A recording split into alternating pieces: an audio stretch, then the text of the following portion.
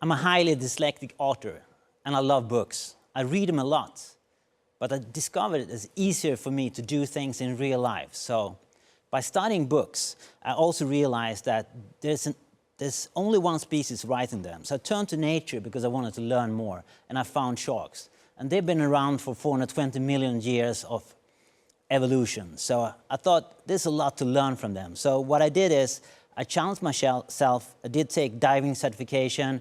I jumped to the waters, and I realized that there's no way to have a TED Talk under the water, so if you don't have a sign. So can everybody do this sign? Thank you. This, when you dive, which you always do 2 and 2, if you show this sign for your body, which one you're diving with, it means that you have a shark behind you. So when you're watching this, please have this hand up wherever you sit in the world and watching this, so everybody knows around you that's a shark in the water. But what I realized diving with sharks, that there is so much knowledge and there's so much to learn. And actually what I also realized, the first time I was diving into the water, I was a bit shocked, because when the first female shark came around, every diver was really scared, and I didn't understand why.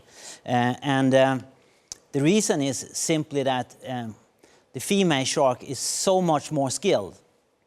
So I call this lecture, Why Female Sharks Bite Harder. And I just loved this picture. I haven't taken this picture by myself. It's Chris Fellows and Monique Fellows, great photographers in South Africa. I'm happy for the permission. But the thing is that I'm especially in love with the great white sharks. They're big and they're enormously smart. And they've been doing this 24/7 for 420 million of years. So before this lecture, I've been doing interviews with female leaders, which I admire a lot, and also male leaders, but mainly sharks. So I've been studying them, and I've been comparing how female super leaders in economics, in politics, comparing their behaviors with sharks. And I found this is mirroring in success. And I want to show you how to learn from female sharks and how to behave in a successful way. So, female sharks, they are bigger, they're stronger, they're more creative, they're skilled, and they have a lot of confidence. And for instance, this behavior is called window shopping. And actually this shark, I did take this photo in South Africa, this shark was only looking at me. And at the moment I had about 20 kilos more on me. So I asked the science people around me, why is it looking at me only? And they were looking at me up and down, and they were saying, because you look like a seal, Stefan. And I was a bit shocked, but that was the fact. So I've been losing weight by swimming with sharks, and I think that's an excellent way of motivation and to get me going much better. But wouldn't it be great if this was the way you described female leaders in the business community and leaders everywhere? So the thing is that when the great white shark are pregnant, she goes swimming to a lagoon. And in that lagoon, she kills everything that could be a threat for her. And it's so interesting. When the baby is born, she leaves directly. Doesn't matter if it's a female or boy. She leaves directly. And the baby stays there and grows and grows and grows. Grows in self-confidence. And what I also find really interesting is that there's no threats around. There's no threat saying I'm bigger and stronger. And with all the respect, I would like to mention that I twice or maybe more had a girlfriend who was stronger than me. And I find it's really interesting how that changed the dynamics in a relationship. And I also find it really interesting if our society, in our species, if females were bigger and stronger than the men, how would that change life, work, leadership, and even our society? And how would that change how we treat the environment globally? I found those questions really, really interesting. And what I also find interesting is that in many ways, I think the lagoon it would be fantastic to see women grow up in that lagoon where there's no stereotypes, there's no difference in anything when you grow up, parenting and everything is equal, the same. I found that really interesting, and I think we can find that lagoon here today. At least I will tell you what I think about it. So, I've been studying strategy for many, many years, and I like to do things in real life. So business is this level. It's not so complicated, it's quite simple in many ways. And it has been the same for a long time ago. The next level of strategy is sport. So what I did, I noticed other speakers here today who is specialized in martial arts, so I will not challenge you.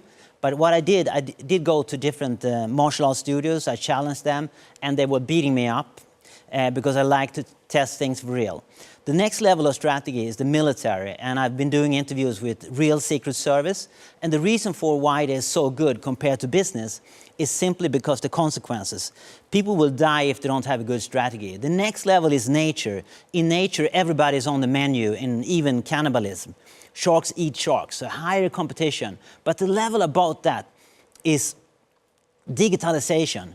Digitalization is increasing competition so much. We need much, much better strategies. And what's happening now is like digital sharks as Amazon, Google, they're all over the world. And that changed the game so much. I believe that digitalization is that lagoon for women to grow, where they're bigger and stronger in many ways. And as an example of that is Ade, who I know in London, who started WIM, Women in Marketing. It's a global platform. They meet digital, but they also meet offline. And I just want to say thanks to Ade for this great quote for this lecture. It's amazing, but there's amazing opportunities for women to grow this lagoon globally. And if we look at the company that's called Manpower, it's a multi-billion company with over 4,000 offices. Why not start women power compared to manpower? So women can solve all the issues with staffing and requirement and headhunting and everything. So somebody who's listening to this today, start women power and make it bigger than manpower with 5,000 offices. And please send me an email when you do so.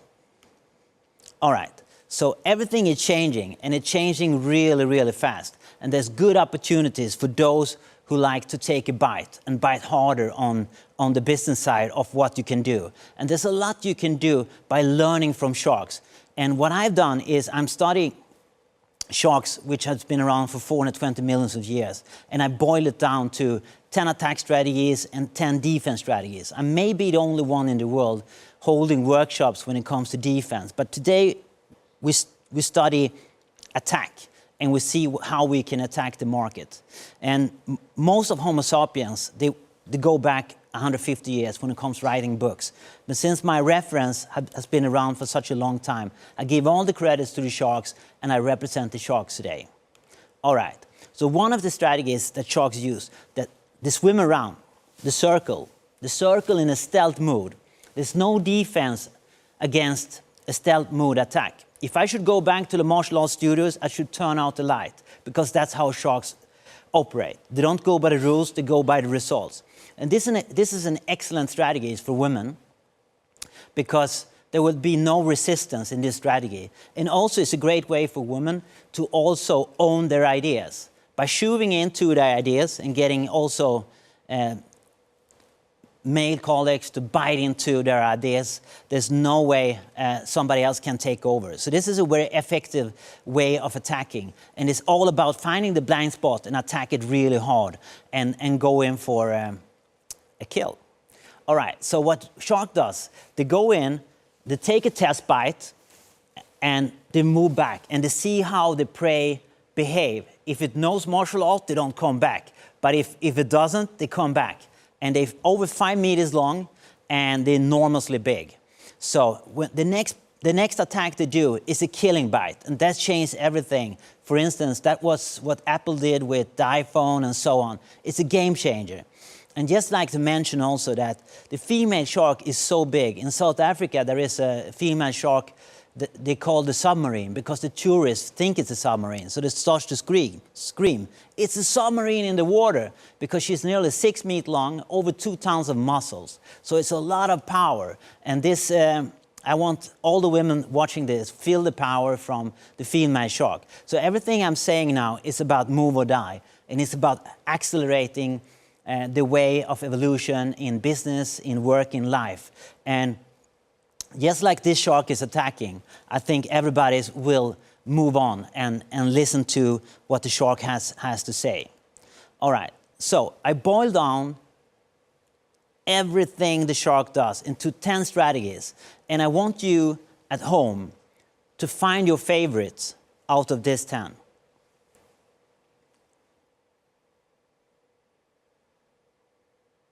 I've been doing Sharkonomics workshop around the world, and it's always number 2 that is a problem.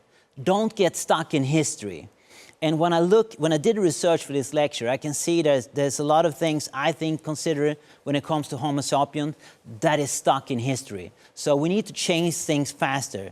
And a way to do that is to use these strategies to actually bite into change. And there's a lot of ways you can bite into change. But I think the most important thing is the timing and strike unpredictable. And what I love personally is going for the blind spot, which no one has thought about. And by swimming around the board, it's so easy for you to find ways how to attack. And I'm so thankful for all the interviews I've done. I learned so much from amazing female leaders and also from male leaders who want to have a change. But I don't think word is enough. Words doesn't matter so much compared to bite hard. So my message to you is to bite really, really hard. And by doing so, you will move on in evolution. And by doing test bites, you will have a faster speed in evolution in your career. So don't think about it. Go build your self-confidence, take a bite, take 2 bites, and then go for your killing bites, and you change the whole game. That's called a career or making success. All right, so mainly my main point today is this. A shark doesn't focus on being a woman or man, it's focused on being a shark. And I think the time when we've been focusing on being dolphins and moving really kind and slowly forward, I think that time is over. Now is the time to build results, take a strong bite. And with this, I'd like to thank Julia, the organizer for today, for an excellent organizing this event. And then I'd like to thank Chris and Monique Fellows I could use these fantastic photos so I can share the love of the great white shark with you, which I admire so much. And most of all, also I'd like to thank all the people, the great women I've been doing interviews, and the male leaders I've been doing interviews in how empower women and get them to bite much harder. So thank you so much. And I want you all who's watching this, in the next meeting you go into the meeting like this, and you can tell them there's a shark behind you and it's a female shark, so you better watch out. Swim well. Go ahead. Thank you so much. Thank you.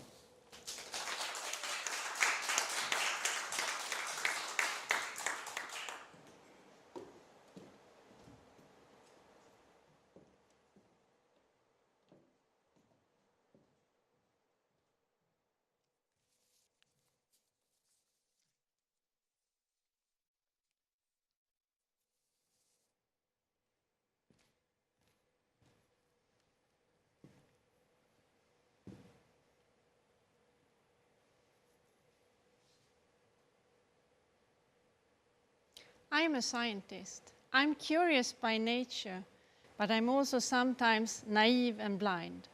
I jump into things that most people don't, and I assume that's why I'm here today. I didn't realize there are diseases connected to fame and others to shame, that there exists fashion within medicine which could affect what treatment you will get. Could you and I do something about it? Yes, I think so.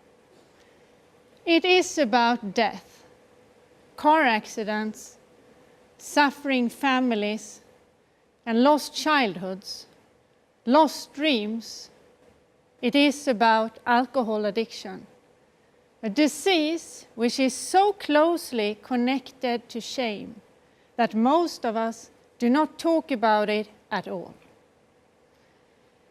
Just in a small country like Sweden, 400,000 children are growing up with one or two parents with addiction. And unfortunately, the problem is global. Please close your eyes and think of a person with alcohol addiction. Who do you see? A man, a woman, young, old, poorly dressed, or in a nice suit? How many of you could see someone sitting on this bench, a person that have lost basically everything? I have to admit, I did it too. But why didn't you think of your neighbor, or your mother's best friend, the lady with the tidy house and the strong smell of perfume, or the father of your daughter's best friend, always driving early Saturday mornings to the football games, or the daycare personnel taking care of your 3-year-old? According to statistics, they are all there, but we do not talk about it. Why? Could it have to do with shame? Let's do the same exercise again. Please close your eyes and think of a person with some other disease, like diabetes or cardiovascular. Do you still see this bench? I don't think so. I think you then could see your neighbor, the successful manager, or the journalist living in the same village as you. Why do you know it? Yes, we talk about it, right?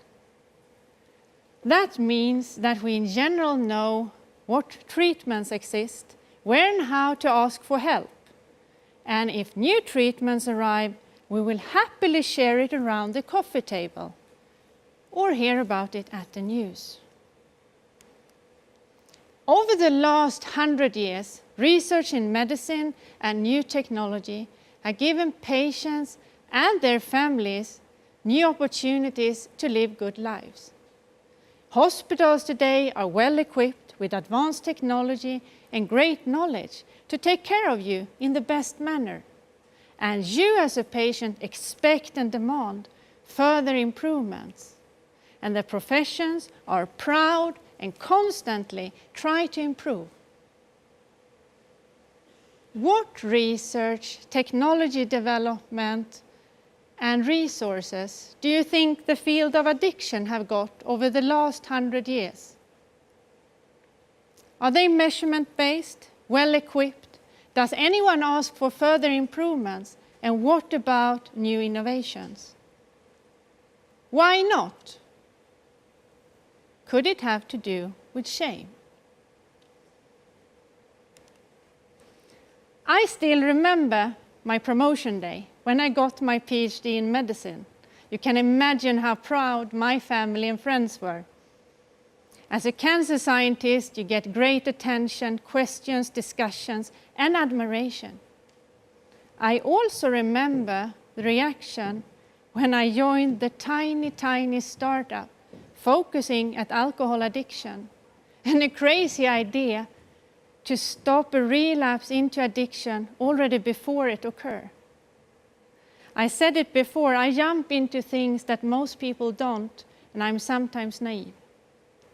I also turned from fame to shame in my choice of topic. And it was actually for the first time I started to reflect how stigma and shame could grab a whole medical field, realizing that this reflects the research finding, how the professionals looked at themselves and what they asked for, that there were no strong patient organizations. In fact, there were no patient organizations fighting for their rights. That these patients and their family are hiding, often not knowing where and how to ask for help. So how come that I jumped into this crazy idea and this startup? For me, it started with the best pitch ever. I was hooked. Imagine to stop a relapse into addiction already before it occurs, with cool technology like Internet of Things, artificial intelligence, and a mobile phone. Being able to help patients whenever they are 24/7, transform a whole medical field. And what if the gut feeling of really experienced healthcare professional could be caught by data points and algorithms to reveal relapses already before they occur? As a former cancer scientist, this was a challenge that I could not turn down. And I still remember my professor at the Cancer Institute, he once said to me, "Maria, you know what? Your research never comes further than the technology brings you. So to do a good job in science, you need great tools. Tools that over centuries have been developed for all other fields in medicine, but not for addictive disorders. Ask yourself again, why? Could it have to do with shame?" With a tiny, tiny team, with our backpack loaded with passion and curiosity, we started out our journey to identify relapses before they occur. It was not a straight line. It was more like this roller coaster. One day high up here, absolutely sure that we could make it. The day after, a silly idea. So you can imagine the day when we realized that we actually had found the first digital biomarker in the world for alcohol addiction. A digital biomarker, when we put the name on it, when we realized that it was a digital biomarker. Why I get so excited has again to do with my background as a cancer scientist, because it were the traditional biomarkers that open for where we are today when it comes to modern cancer treatment, both when it comes to early detection, but also when it comes to treatment. And what we today call precision medicine. Could precision medicine also be something for this patient group? Close after, we reached another milestone.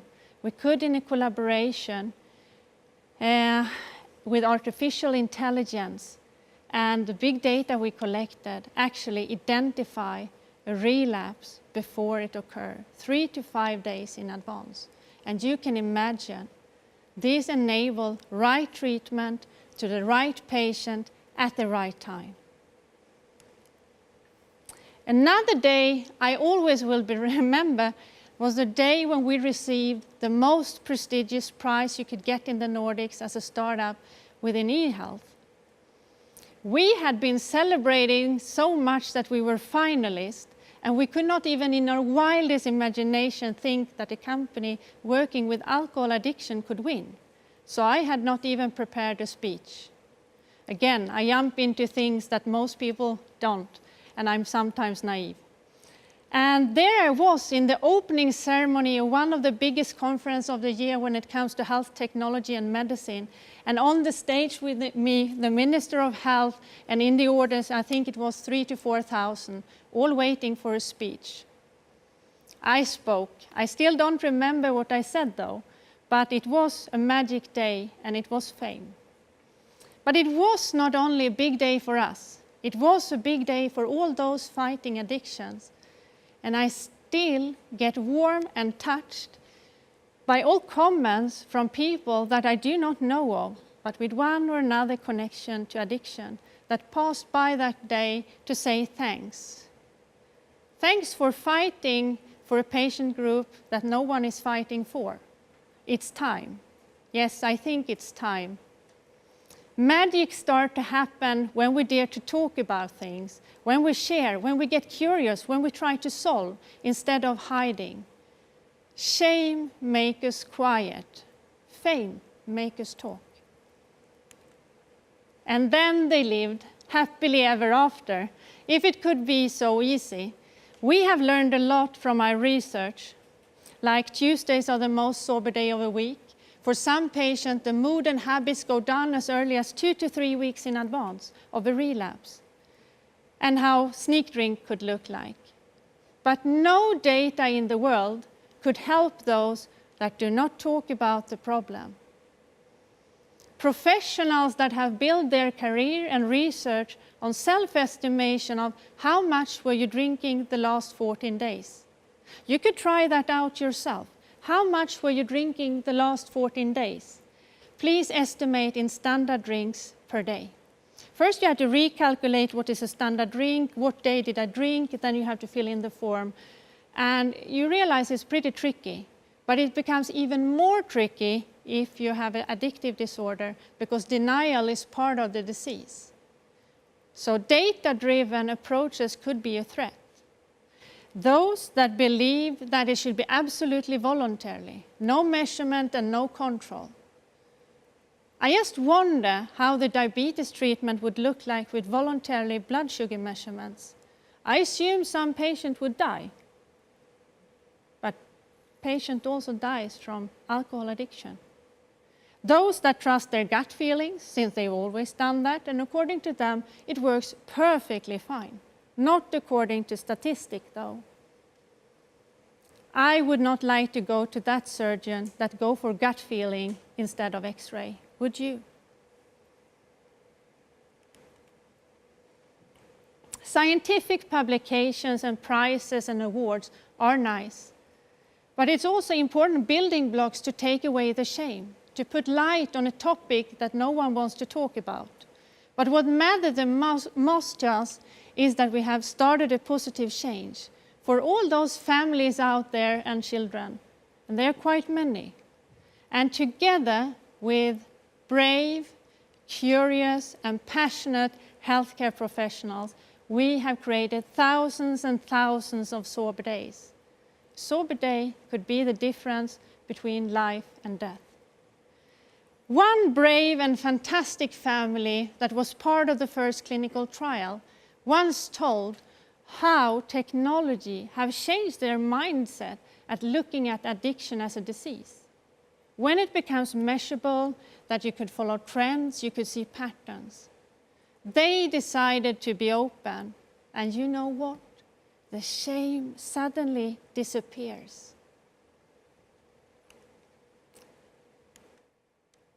I ask you first, what can you do, and what can I do? If you dare to look around you, you will have people that you care about and love that are suffering and fighting, at least according to statistics. If you dare, ask, not just once or twice, ask again. Help them to take the first step. The first step is so hard. It is so hard. Shame makes us quiet. Fame makes us talk. Do you get love letters at your job? I sometimes do, or we. At least I like to call them love letters, because it means a lot to us. It's from patients that want to tell their stories, or sometimes just take the time to say thanks. It's amazing, and it empowers us. And it gives us energy to fight even harder for a patient group that not that many are fighting for.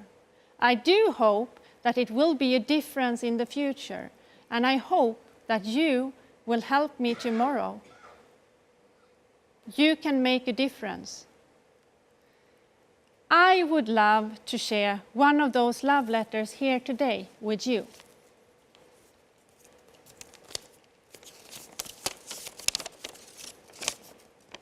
I'm alcoholic.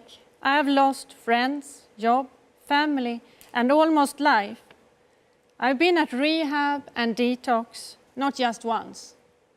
I've decided to test something new on. I have 2 boys, 8 and 10 years old. I have lost contact with both them and their mother since long. But I have now suddenly started to win back land that I have lost. You are allowed to share our conversation. I decide to be completely open. If that helps others, that will help me.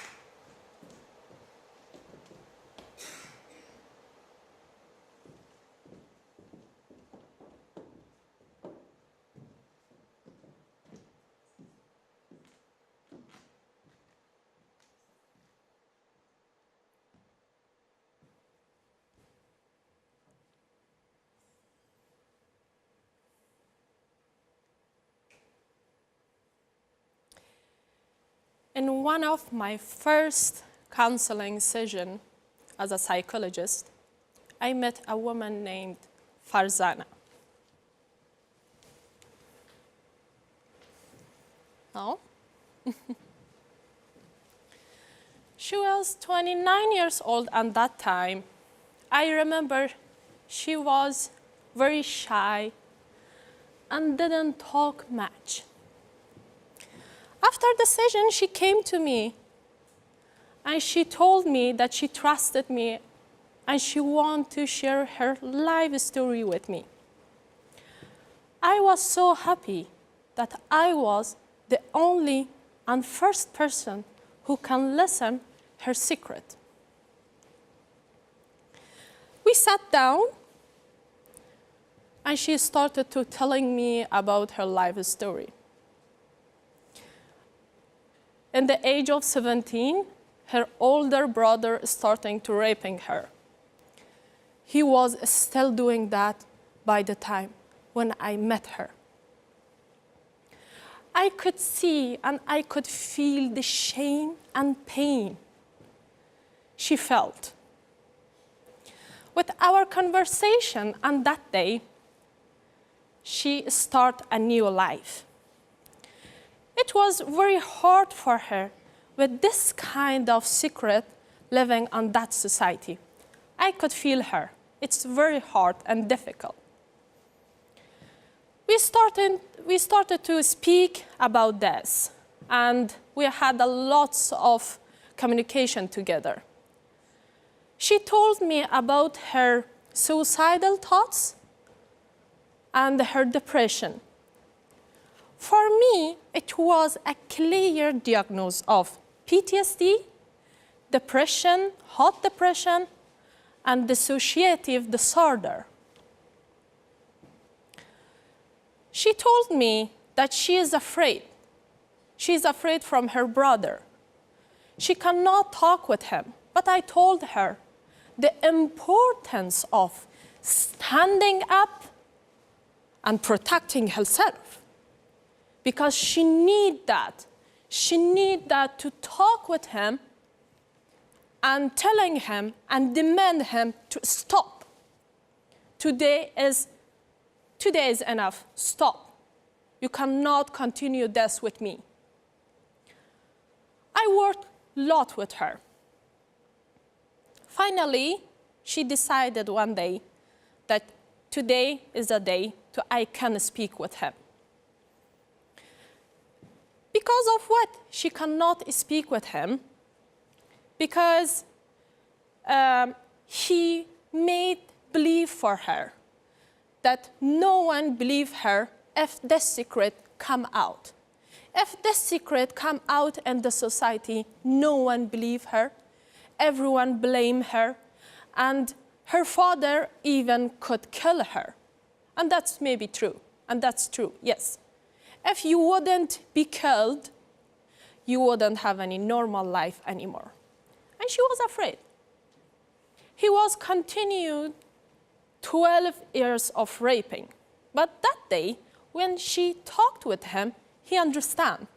He understand Farzana is changed today.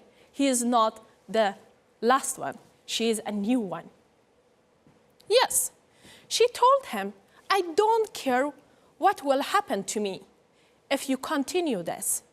If you continue this, I will go to the police.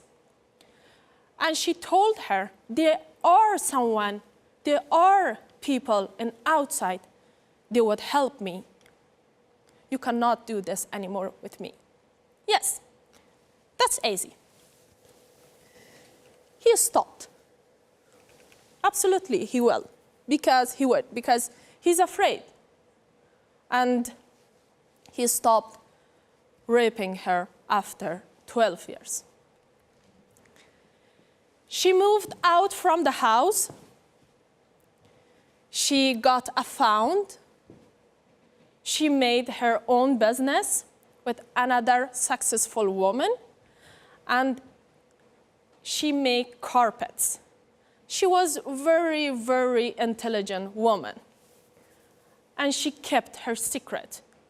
I understand her, because it's very hard to share this secret on that society. My name is Hajar Mohammadi. I'm a psychologist, and I'm a motivational speaker.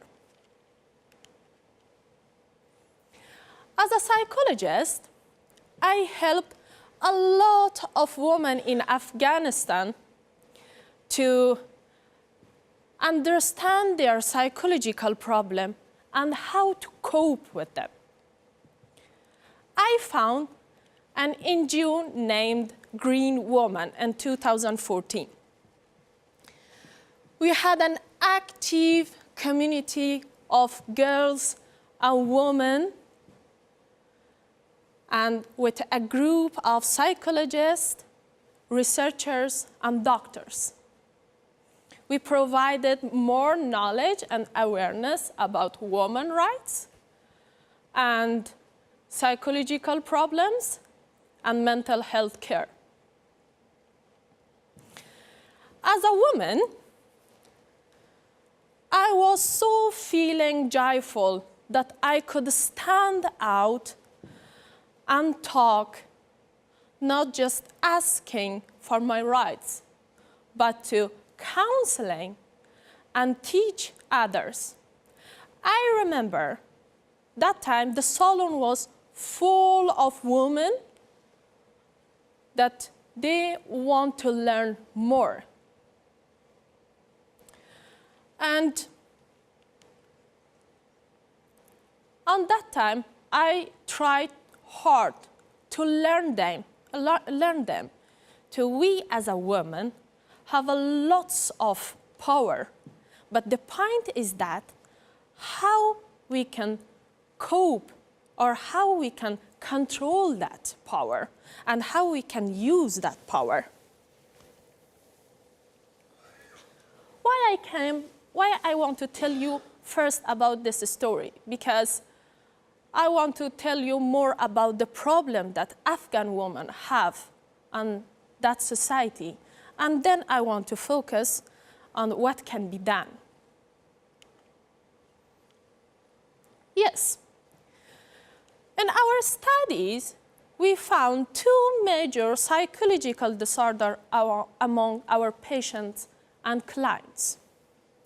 First, depression, including suicidal thoughts and suicide. The second was PTSD. These psychological disorders were mainly caused by these following conditions: sexual violence, violent conflict, lack of income, lack of human rights, lack of knowledge about sexual and reproductive health, harmful traditional and cultural practice like child marriage. In our studies, we found out the impact of rape among Afghan women has a greater impact than any other problem of war, due to a very traditional and conservative culture that's really hard to talk about and cope with the consequences of rape.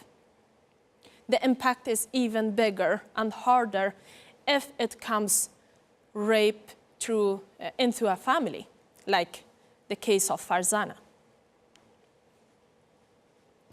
Now I want to share some numbers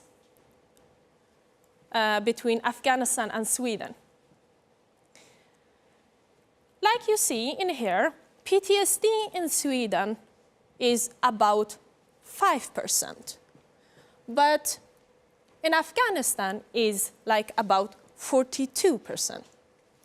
Depression is about 17% in Sweden, but in Afghanistan is about 68%. Psychologists in Sweden is about 15,500 who is working, I mean.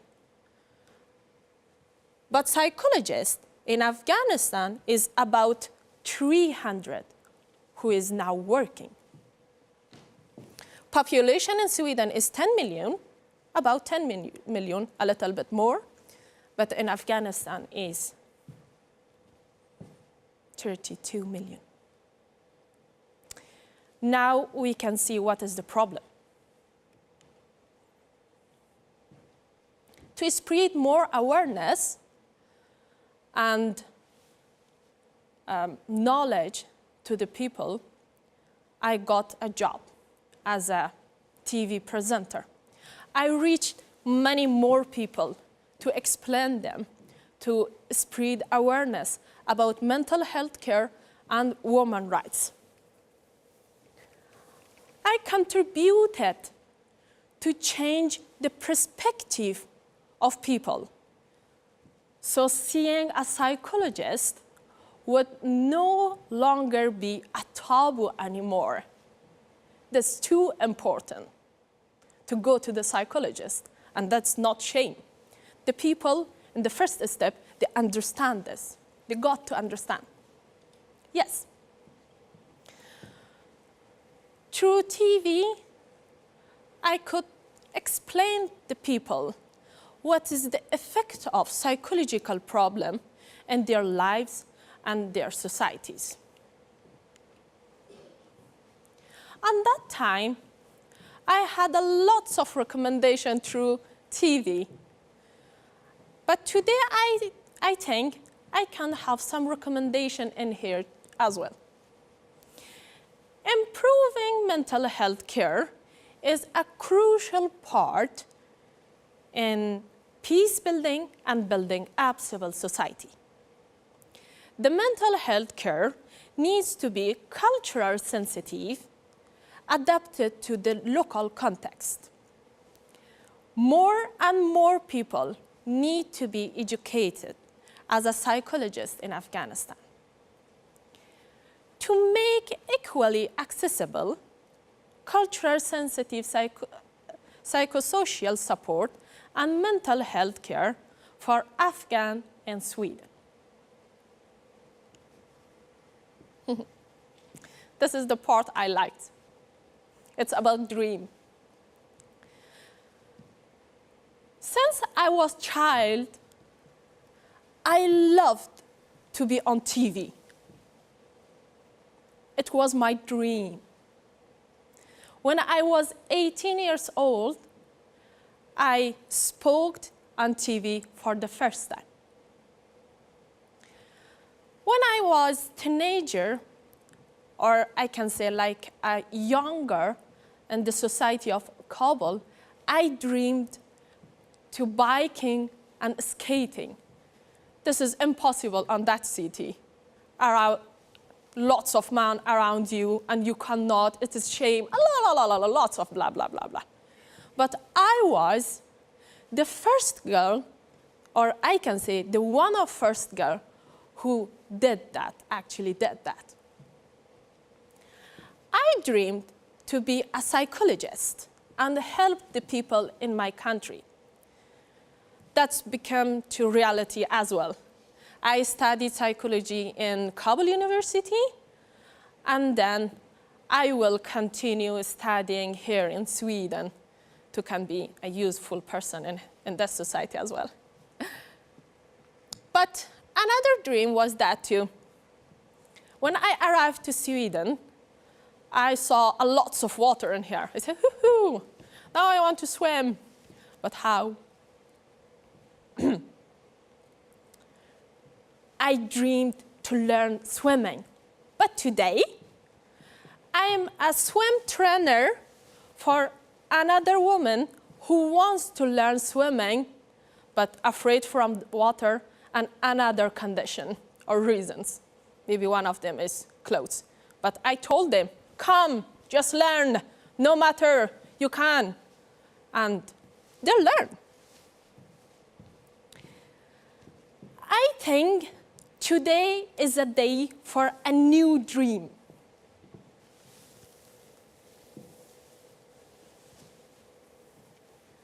I want to dream in here. A simple dream, but a big dream. I want to dream in here a world to everyone access to mental health care without any taboos. Thank you so much for your listening.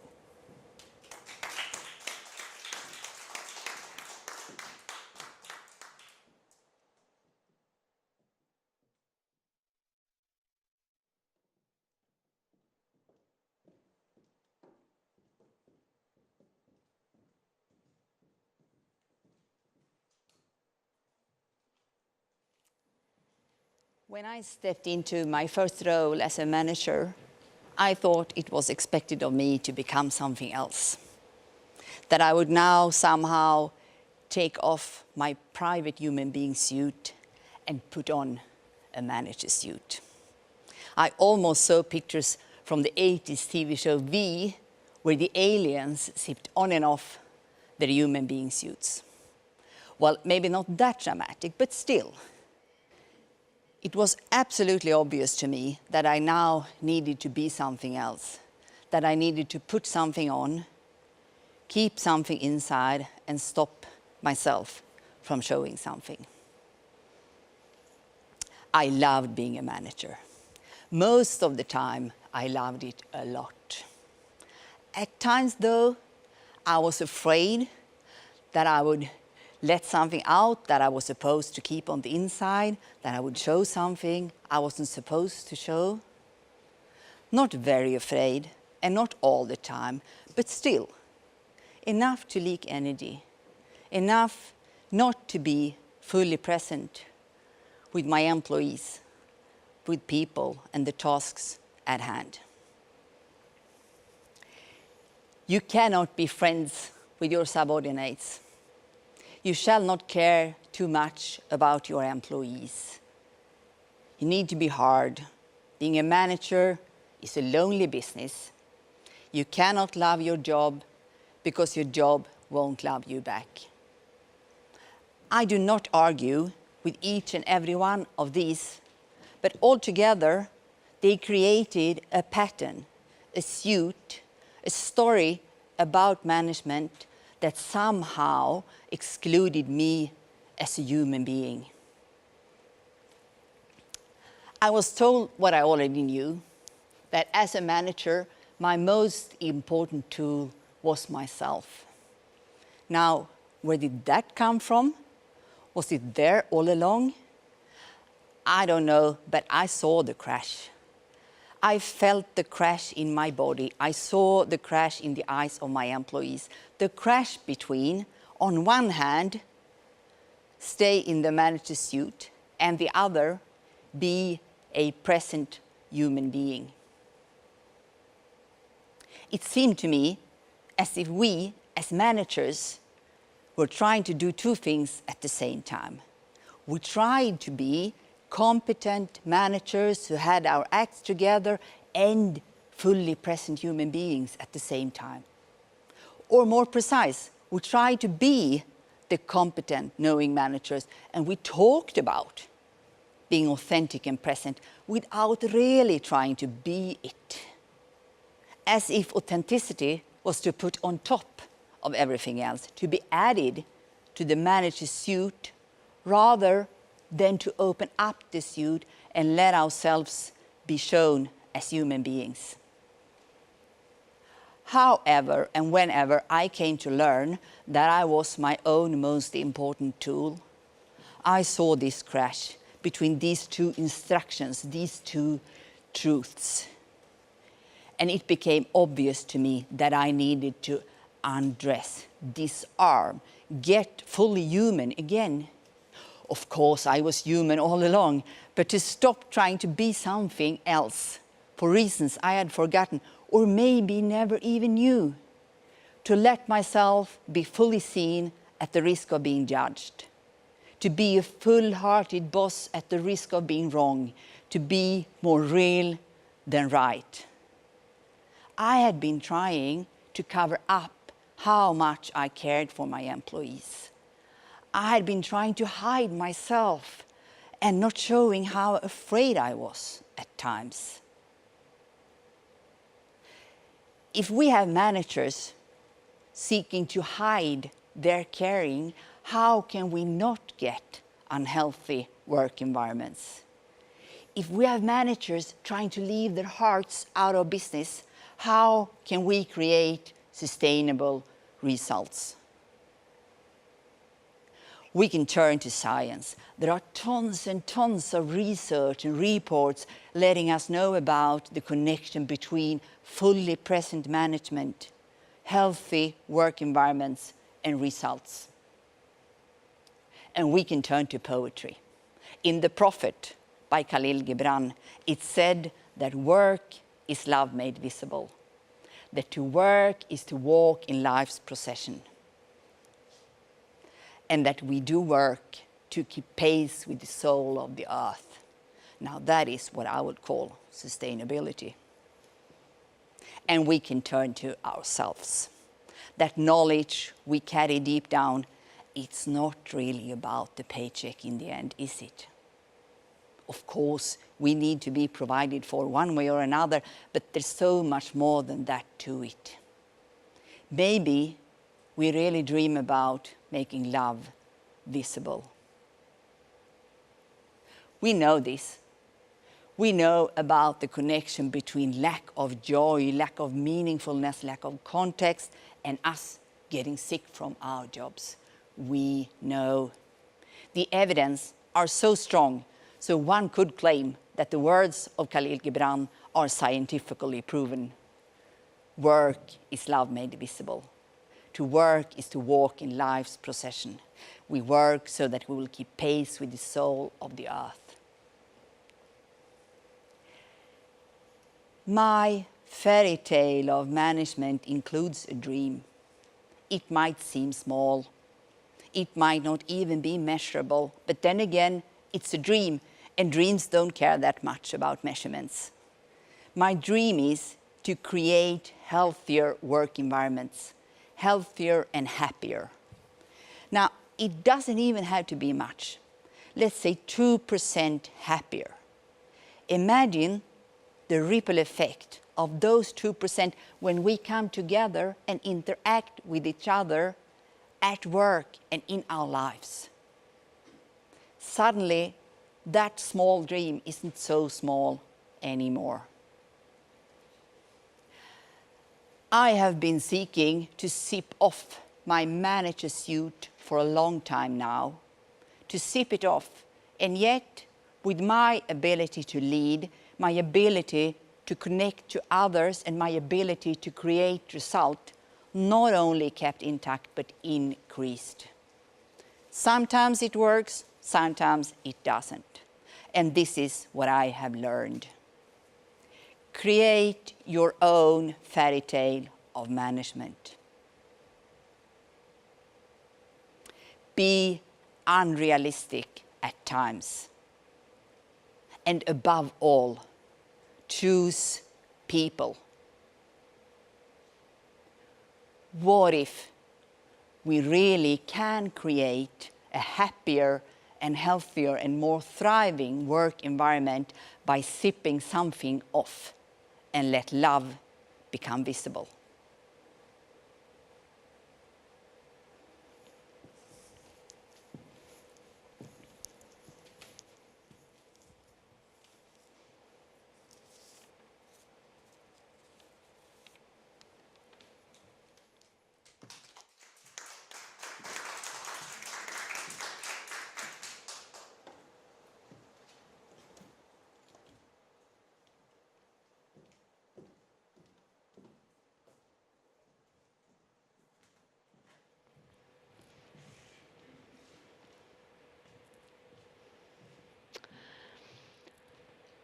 I was a 5-year-old girl, lived in a very old building in central Belgrade in Serbia. And I had a big secret. I used to look for cracks and holes in the walls. And when I found some interesting spot, I would place a little bit of chocolate or maybe some food leftovers there with one single aim: to attract cockroaches. I loved those guys.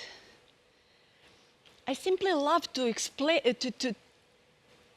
to understand their behavior. But I was devastated when I realized that those guys are super shy and they didn't want me around. And I just wanted to take a closer look. Then one day, I successfully grabbed a few of those and put them in a glass jar. And I was super happy that I have my pets finally to take care of. But then I realized that those guys cannot live in a closed jar. But if I opened the jar, they would go away.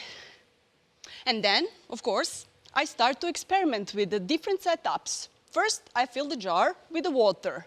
And then I use wash detergent. And then, finally, add some plum brandy in it. And voila! I didn't get my living pets, of course, but I get my first experimental objects. Now try to imagine my parents, how they looked like when they discovered my experimental efforts. I remember so vividly that I enjoyed so much in that discovery process. And I simply knew, I like to embrace the unknown, to discover unknown when I grow up. And of course, I grew up and I became a researcher, standing in front of you today. I simply continue to research what is unknown, to be curious, and to fearlessly present the results. Kids do that on a daily basis. But why is that difficult for adults to do the same model? Embrace the unknown. Try, learn, adapt, and grow. What happened with adults? What is difficult? Why is it difficult for us to step across that line? And now there comes my second story.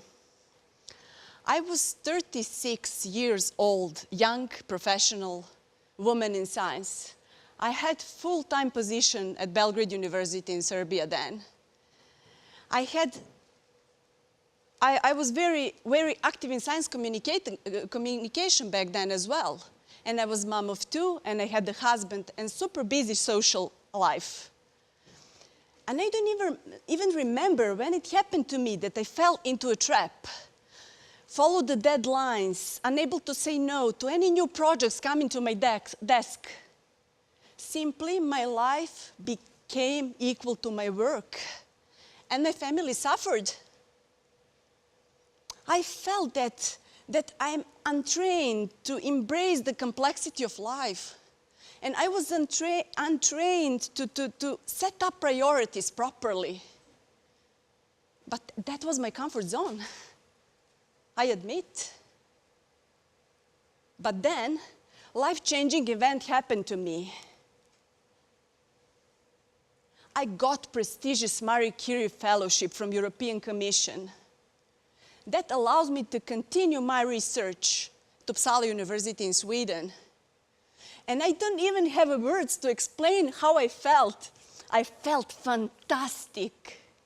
I hit the goal. I worked so hard to be there. But guys, this is not just a life-changing event for me. This is a life-changing event for my family, for four of us. Okay, I got the job from my dream, but what about my husband? He needs to quit his successful professional career in Belgrade and to simply follow my dreams. What about four of us? We are about to leave our town where we grew up. We are about to leave our favorite yogurt, our friends, our family, our beautiful view on Belgrade from our flat. Should we stay? Or should we cross that line and embrace the unknown? And yes, I'm standing here. We crossed that line and embraced the unknown, transplanted our family to a completely new environment, to Sweden. But I'm a biologist. Let's explain some biological terms here. This is the situation when genotype meets some environment and creates phenotype. And you see nice little formula here. Genotype is basically our DNA, everything we have written in our DNA, which dictates our development. But genotype means nothing except you put the genotype in some environment and observe it in that environment. This is a phenotype. So any organism is simply byproduct of both genetic makeup and environment. But let's observe our experiment right now. What happened to us? 4 of us transplanted from one environment to another. Please take into account that we are talking about 2 completely distinct environments from a number of different perspectives. Basically, we are leaving one certain environment where we had close people around to one uncertain where we are alone as a family. So first period, first couple of months, it was great. I call that period our environment honeymoon. It was great. We enjoyed the food, people, Swedish nature. It was super great. Or all 4 of us. But then, what happened next? Here you have purple and blue genotypes. Those are kids' genotypes. And green and yellow, you can see, variability. That's us, adults. So kids easily step out of their comfort zone, embrace the unknown, learn new language, new routines, found the friends, and they follow the formula, try, learn, adapt, and grow in a very easy and natural manner, not even knowing the formula exists.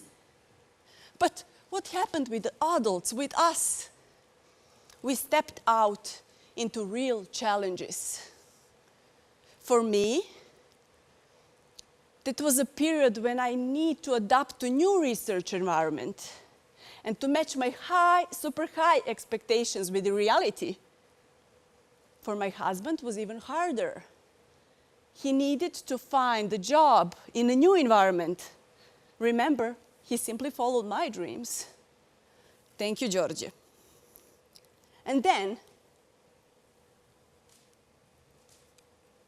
what we did, that was the point where we decided to cross the line again and to embrace the unknown again. Try, learn, adapt, and grow. So we tried, failed, tried, failed, tried, failed, and then hit the goal.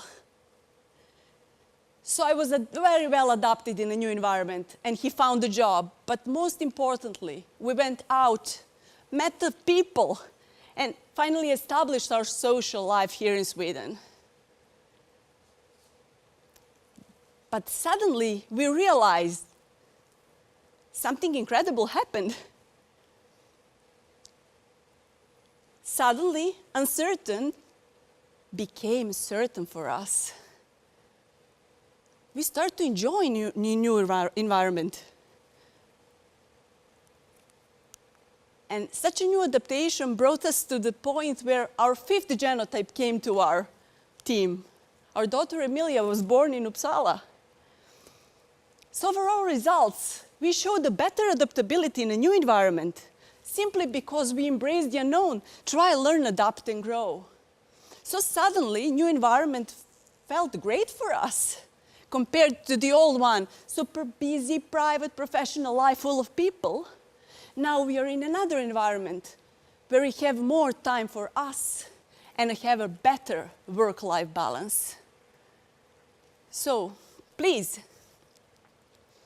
embrace the unknown. Try, learn, adapt, and grow. And do not forget, the same formula is applicable across a range of different circumstances.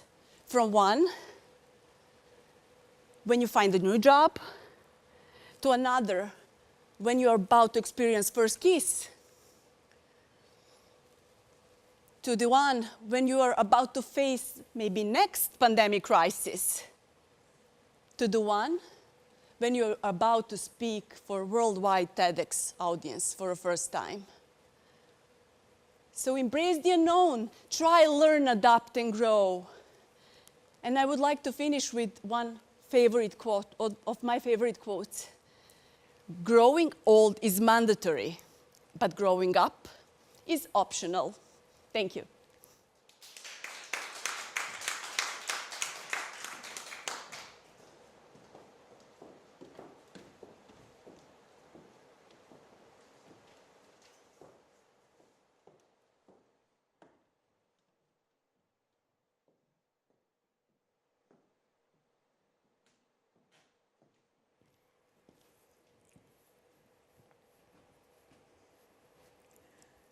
When I was 6, my mother sent my sister away.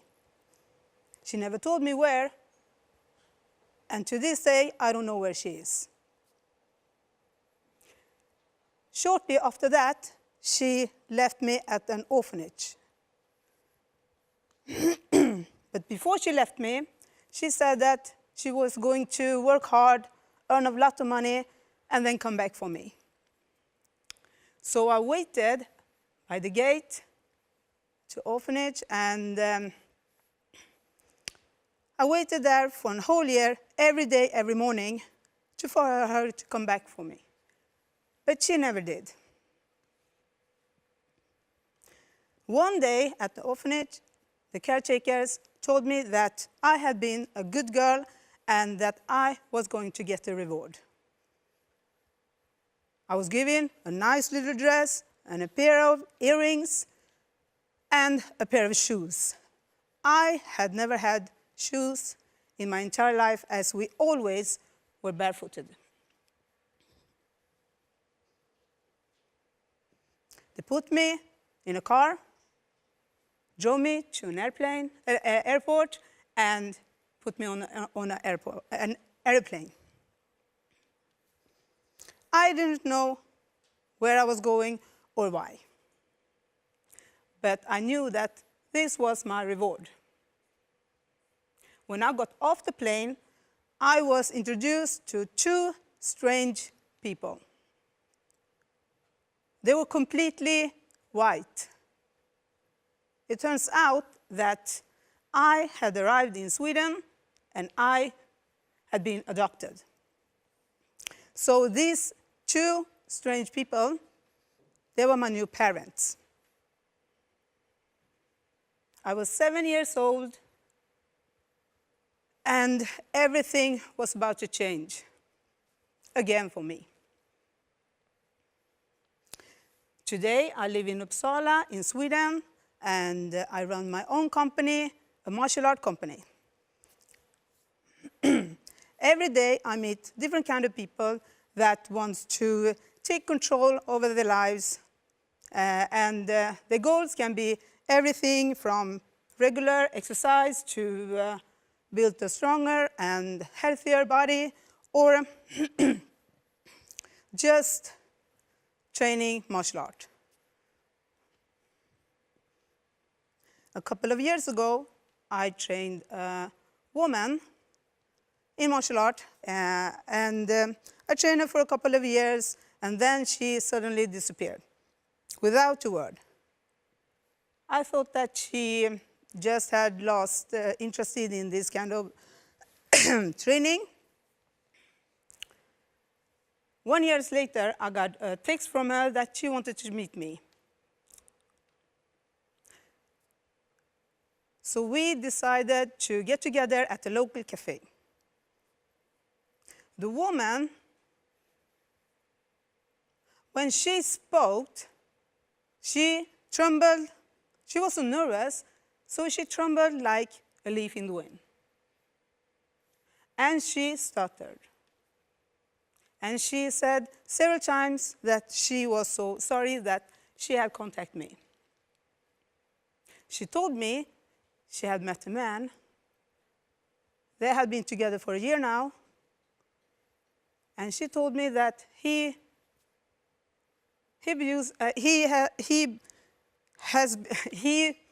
abused her, both mentally and physically.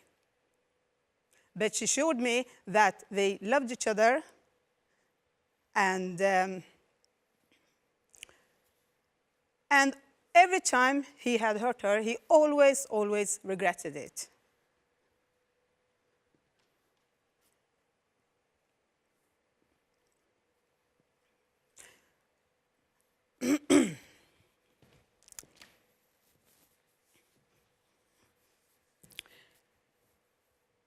And she wanted to be with him because she felt sorry for him, because he had a hard time to growing up.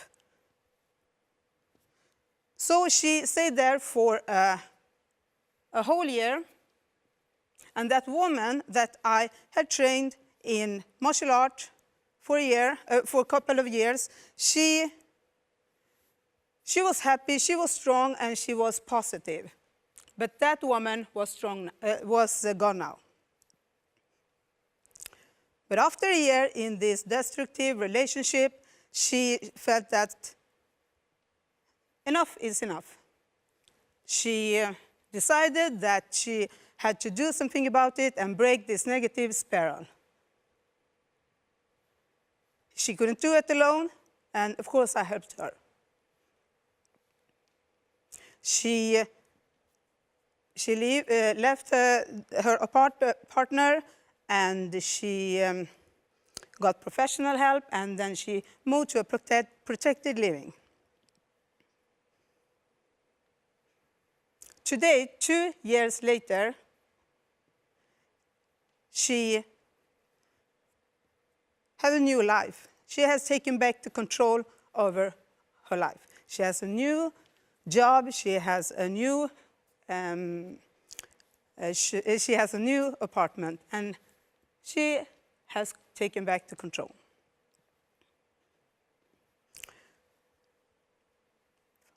About 10 years ago, I got seriously ill. I was diagnosed with SLE.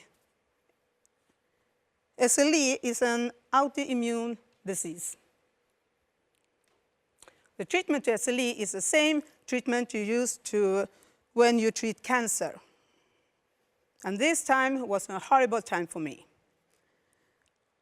I lost more than half of my hair, and I lost all my muscles, and I lost weight, and I was extremely tired, so I couldn't do anything. And of course, I couldn't train some exercise at all. And at that point, I was in a really bad shape. And training was my whole life. 1 year after that I first got ill, I was back in quite good shape, physically, but not mentally. I was really, really weak mentally. The whole journey with the medications had destroyed me totally. So it took me 1 more year with toughness, mental toughness, training, focus, and just toughness. And I was strong and back again.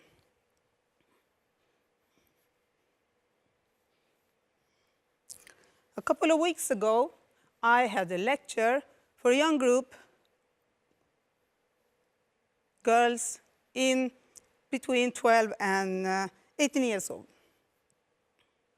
I told them the whole journey and the whole story of my life, from back in India, the adoption, and my career as a professional Thai boxer, and the illness, and the way back into the ring and fight again. I also spoke about to take control, to dream, to set goals, to work hard, not listen to the naysayers, and surround yourself with people who lifts you up and helps you. After the lecture, one of the girls came up to me and said the thing that inspired her most was that no matter what happened to me, I always did my best to take control over it. So now she had decided to become a great businesswoman, actually the best businesswoman in the world. And that made me very happy. So I am talking about taking control. My mother back in India, she had no control at all. And the woman that had been abused, she took back the control. And me, with my illness and how I took control over it. And the young girls, well, they are in the beginning of their journey. So, if you have anyone that controls you in a negative way, what will you do about it, and how will you take control back? Thank you for listening.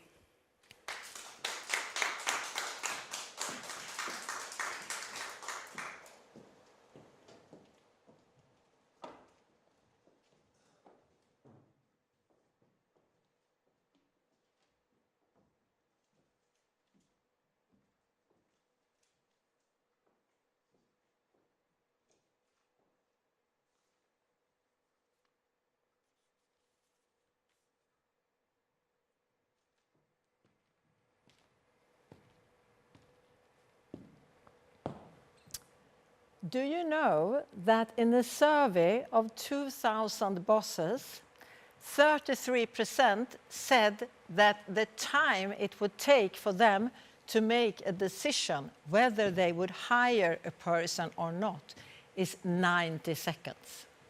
1 minute and 30 seconds to make that quite strategic decision. The same survey also stated what do we base our first impression upon, and also consequently our future decisions. 55% said that they base the first impression upon the way we walk in the room, the way we dress, the way we act. 38% said that they base their impression upon the grammar, the tonality, the voice we are using. And the rest, only 7%, is what the person actually says. So what do you think? Could it be so that we as humans are a bit biased when making hiring decisions? My name is Gulliksen, and I will talk about when fearless became fairness. I will talk about the importance of having a diverse workplace and the benefit of it, and how that can contribute to a better world. Competence is diverse. Competence is not related to sex, religion, age, ethnic background.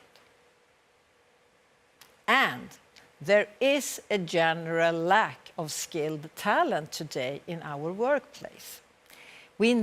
Organizations need to find ways to attract the best one. It is the employees' market.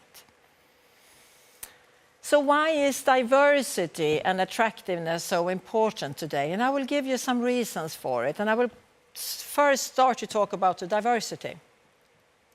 And research on creativity and innovation are quite consistent in seeing the value of bringing people with different, multiple perspectives, different worldviews, different backgrounds, that fosters an arena for creativity. So it improves creativity. Cultural diversity can also reduce employee turnover. As I said, it is a competitive market, which means that we as organizations, in order to attract the best talents, we need to recruit diverse. And we can also see that job seekers tend to be drawn to organizations that has a diverse workplace, because it's quite obvious that organizations with a diverse workplace, they do not practice employment discrimination. So that is the second reason.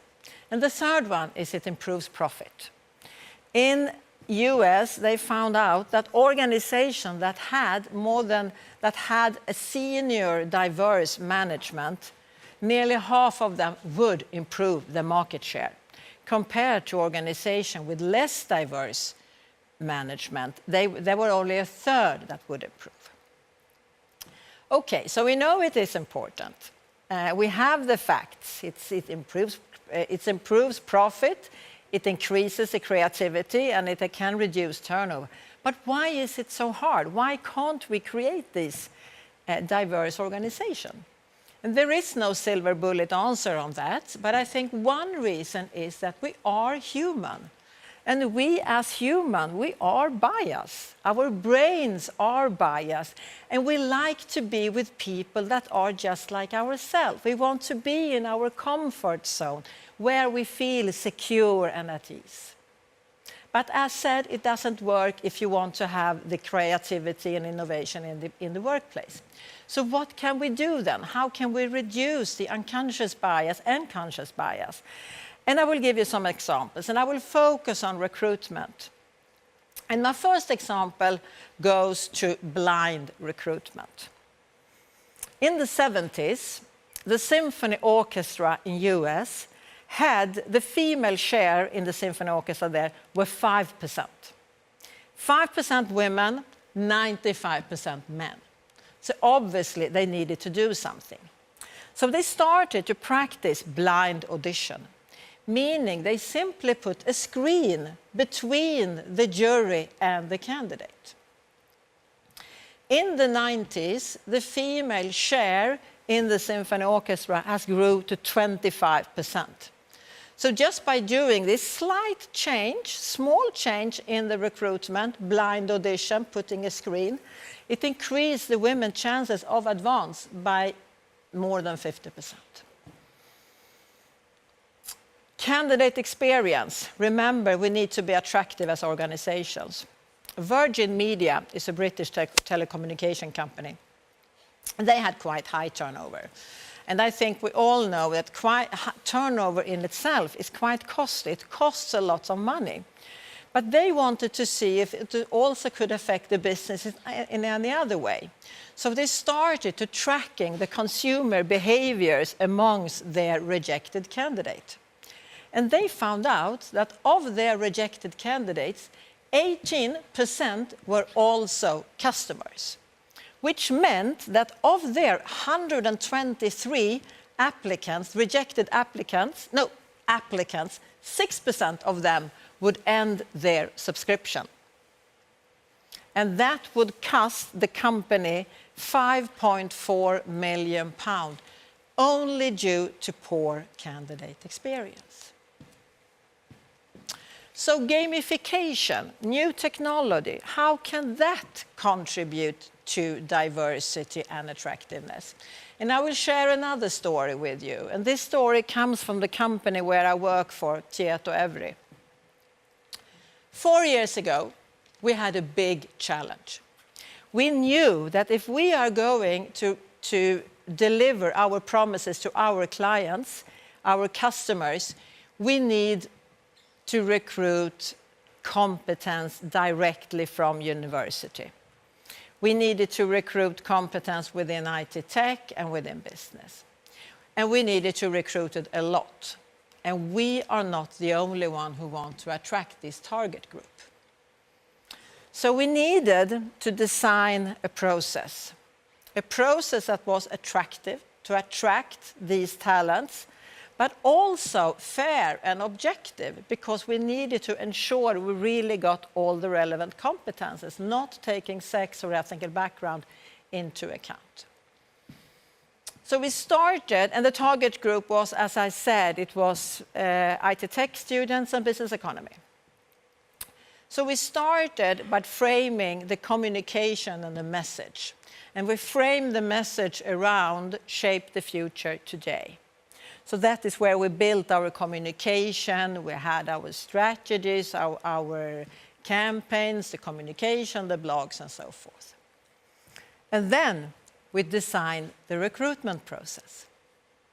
And we turned the recruitment process upside down. And we introduced gamification. All candidates that had the relevant education and age received the game where we assessed problem solving, cognitive skills, personality. And then further on, we had video interviews, and we, as a final step before the final matching, we also looked into the CVs. All to do as unbiased process as possible. And then the matched candidates came to our company to meet the managers. And remember my story about the managers in the beginning being biased, but that didn't matter. Because the beauty of this was that all the candidates that came to our company, they were all employable. They all filled our criteria when it comes to education, personality, problem solving. They had an okay stamp in the forehead. So then it was perfectly okay for the managers to use their gut feeling or to see if they were a likely fit.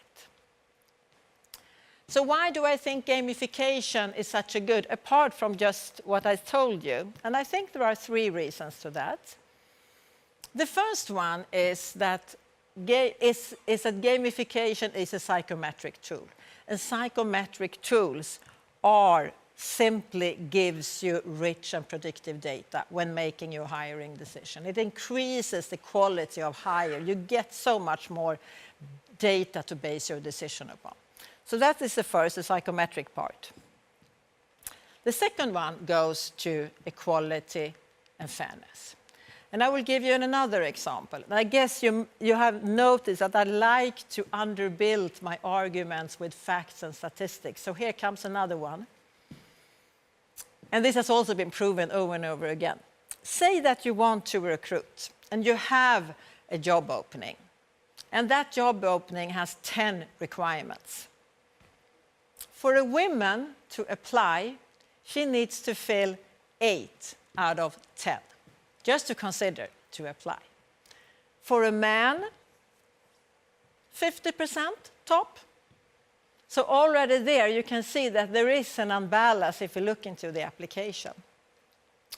We can also see that further in the hiring process, the dropout tends to increase among those that are underrepresented. But you still need to assess the relevant competences in an objective way. So, if you could assess the relevant competences, the cognitive skills, the problem-solving, personality traits, but do that in a less stressful format, more joyful and fun, in a mobile game. So assessing the relevant competences, but do that in an engaging format.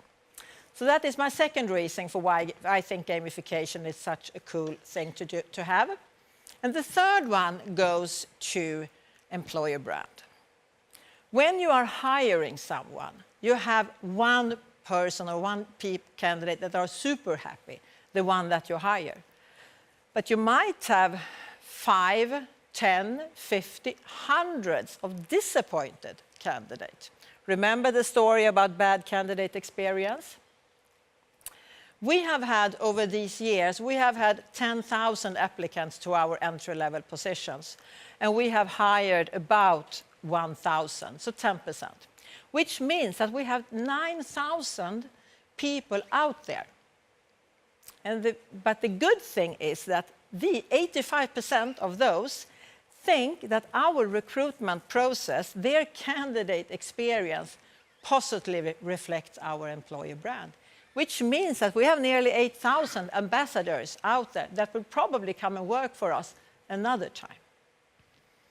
So gamification, it increases the attractiveness and the employer brand. So what about the what about the diversity and the gender perspective?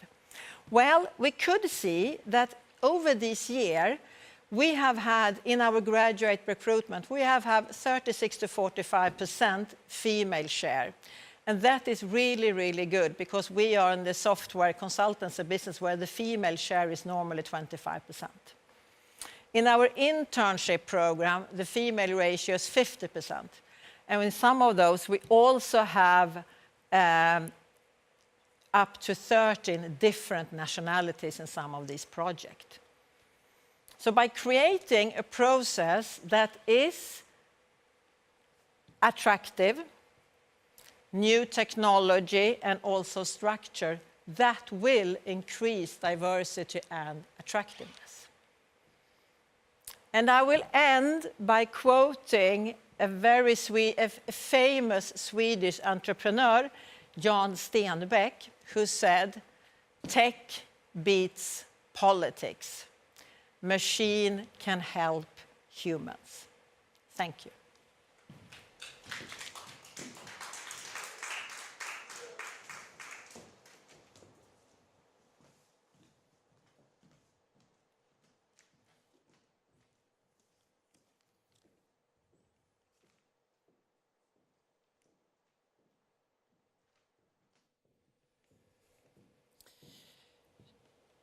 Medical care should not be a fight between the patient and the medical team. Medical care is communication, and medical care is teamwork. And when it comes to rare diagnosis, it is okay to say, and I will sit down a little bit. Let me refer you to someone else. I will discuss this with a colleague, or this out of my comfort zone. I found this chair a little bit out of my comfort zone, so I will not sit on that one. It is okay to say, this is out of my comfort zone, but I will find out. I am Elizabeth Tornland, and I am a health educator and athletic trainer. I am also a classical Pilates teacher, and I also recently had back surgery. There my mishap with this chair. But I'm here today to speak as a patient, because I recently was diagnosed with Ehlers-Danlos syndrome.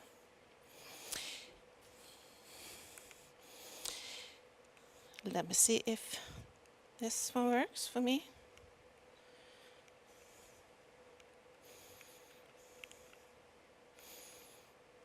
There we go. So, the Ehlers-Danlos syndrome are a group of connective tissue disorders. They can be inherited or they can be mutated, and as for me, I do not know. They are different in how they manifest in the body, but they're also different in the cause. Often we are hypermobile, so we can stretch beyond the range of normal. And I often get the question to show off, to lift my foot above my head. And I will not do that, because that would cause me pain, and I prefer to stay out of pain. Our skin can also be affected, so we have a smoother skin. It can be hyperextensible. Mine is very smooth. We are often younger looking than we are, so I'm standing here at the age of 52. The connective tissues, they are the materials in the body that binds together, that protects and strengthens the body. It is found in between other tissues, and they're providing strength and stability, and helps perform general functions as well as specialized. The connective tissue disorders disrupt fundamental processes and structures. So resulting problems can be widespread, and often they affect areas that might not seem to be related. Now, the Ehlers-Danlos syndrome is rare. Therefore, the zebra. It's a medical mystery, it's a medical zebra.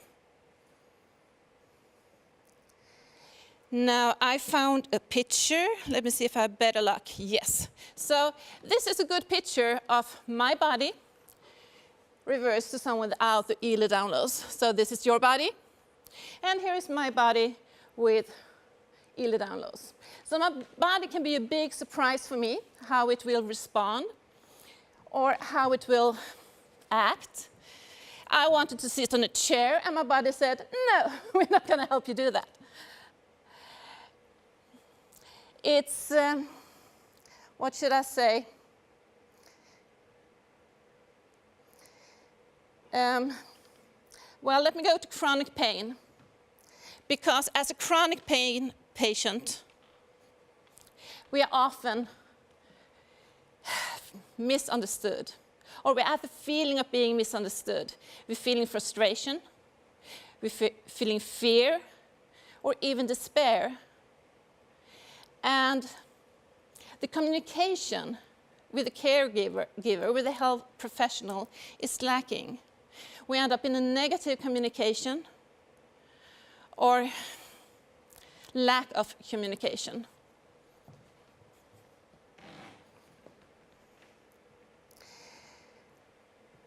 Now, living exposed to prolonged pain increases the risk of depression and anxiety. Now, who does not get anxiety when in severe pain? But the pain is not the problem. The anxiety is. So, fix the pain first. I recently heard from a doctor that my behavior was not normal well, I was in severe and bad pain, and my behavior was not normal. And that kind of made me wonder what the expected normal behavior would be under an abnormal circumstance. And isn't it a proof in itself that something is wrong when the behavior is not normal? But to live through that level of pain and that feeling of total collapse, it can bring out the darkest thoughts. I can guarantee you that.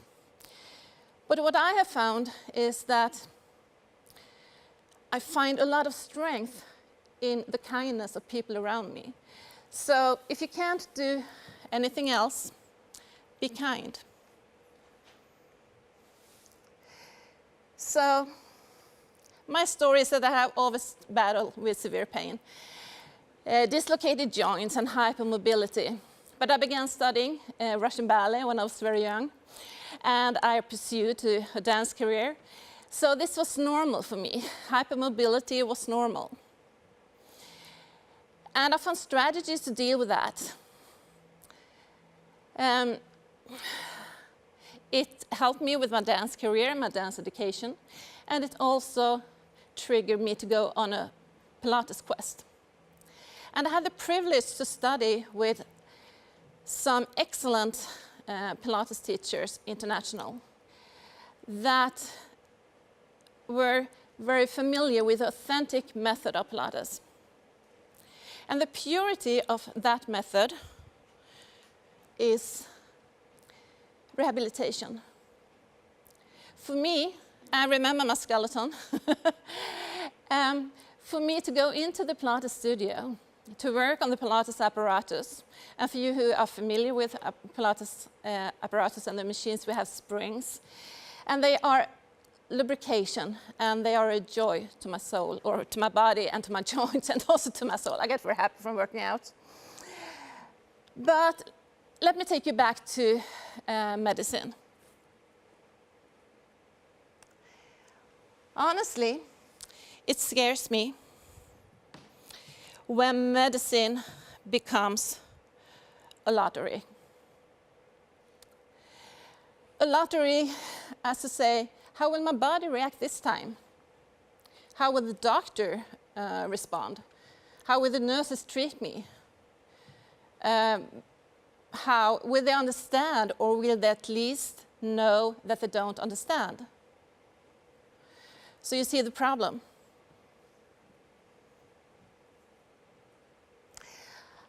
I've had my share of hospital experiences, and I had major surgeries.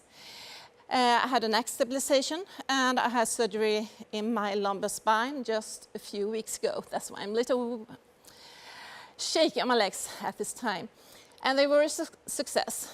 But being in a hospital, there are often also mishaps.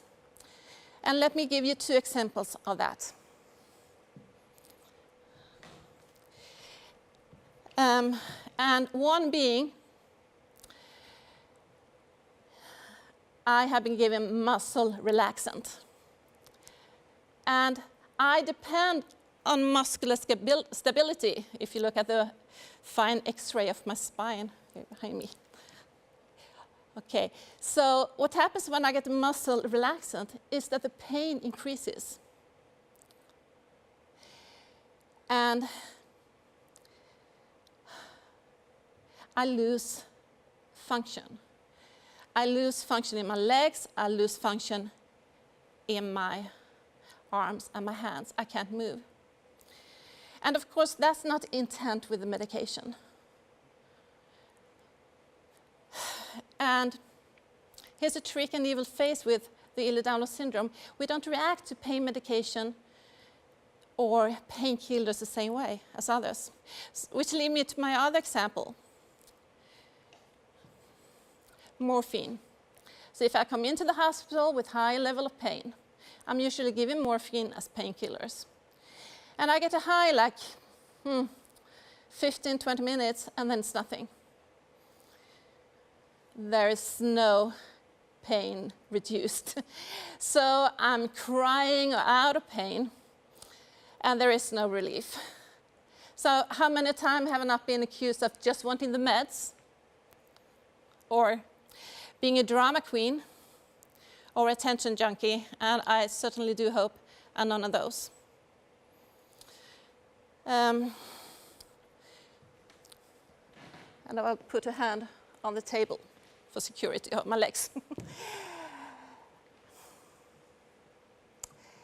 You know, someone said to me, it's not the patient's fault if the pain cycle can't be broken.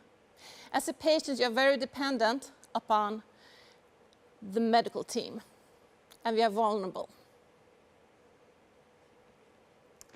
So what has to change is how we see people. Being in a dialogue and not a monologue. Medicine being a teamwork, with the patient as an essential team member. Communication. You know, it's okay not to know everything. As a patient, I do not need my doctor to know it all or to be almighty. But what I do need is to feel safe and listened to. And my own doctor, she usually says, it's okay, hang on, we got you. And that means a world of a difference to me. The somatic issues and the psychological issues are connected.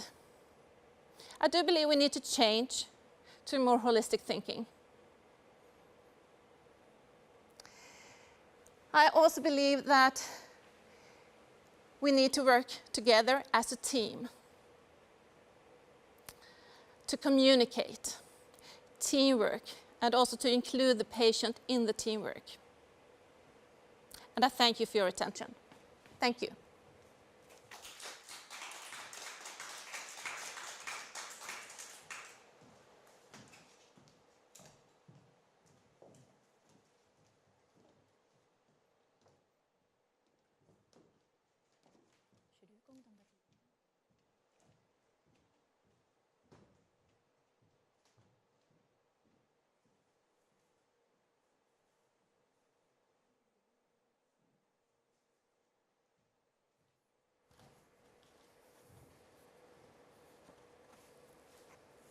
Det är fel bild.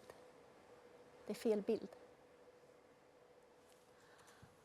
I grew up during the 70s. I lived in a villa suburb and I loved playing in the street with my friends.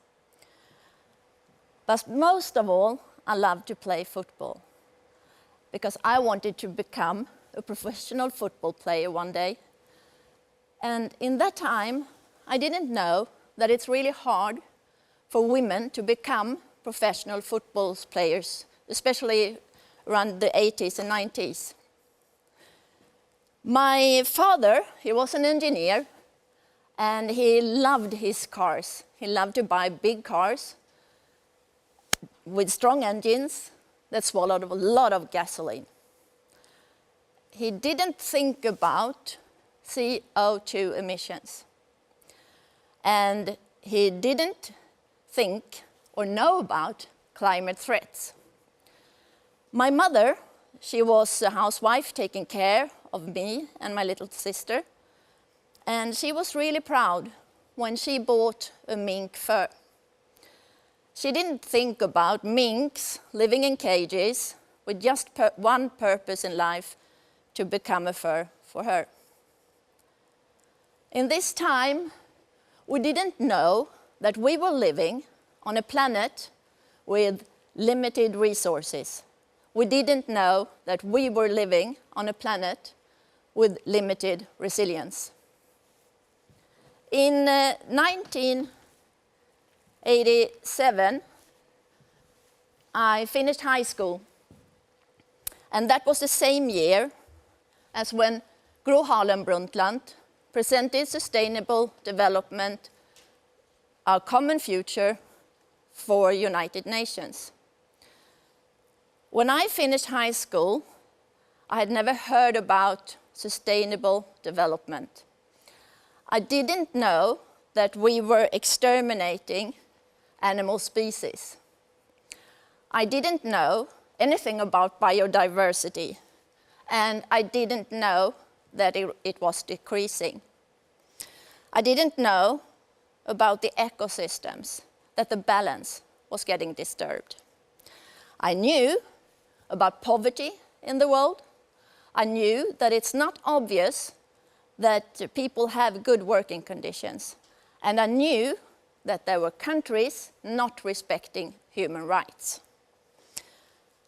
I took fresh air, clean water for granted. And I didn't know that human beings are so dependent on nature to survive. My name is Pia Anderson, and for 8 years ago, I had just got divorced, and I got some kind of vertigo disease where I was all dizzy, and therefore I lost my job. So I was sick, I was single, I was unemployed with 4 children. And I really wanted to change my life. I wanted to start living differently. I didn't want to have a job from 8 to 5. I wanted to be free. I wanted to be able to take a walk in the forest on a Monday when the sun is shining, and maybe work on a Sunday instead because it's raining. I wanted to keep my office at home. Nowadays, during Corona, most of us do, but in this time, nobody did. And I wanted to keep my office at home so I could be there when my children came back home from school. And I had also been thinking for a time, reconsidering this about vacations, because people seem to work so hard over a year, earning, saving the money. So they, especially us coming from Sweden, where it's so cold, we need to go to the sun. So we save a lot of money going away for maybe 1 week or 2 with our families, and it's very expensive. And I wanted to get free. I wanted to make my own decisions about my own time. Think if I could take that amount of money and keep it for 8 weeks instead. 8 weeks of vacation, but back home. So I wanted to change my life, and I wanted to make my own decisions. So I had to start my own company. During this startup phase, somebody asked me, Pia, what is your company contributing to for a better world? And that question really hit me in the face and in my heart, and I didn't have any answers. So I started to study sustainability, sustainable development at the university. And today, I have a master's degree in sustainable business ethics.